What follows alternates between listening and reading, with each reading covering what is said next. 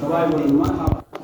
আল্লাহ সবাই আলহামদুলিল্লাহ মহব্বত কবুল করুন। আমি আবু মোহাম্মদ ভাই দিয়েছিলেন 100 টাকা, শহীদুল ইসলাম বাবাটি 100 টাকা, মৌলানা আলিয়াল 100 টাকা, ইমামউদ্দিন 500 টাকা। আল্লাহ কবুল করুন।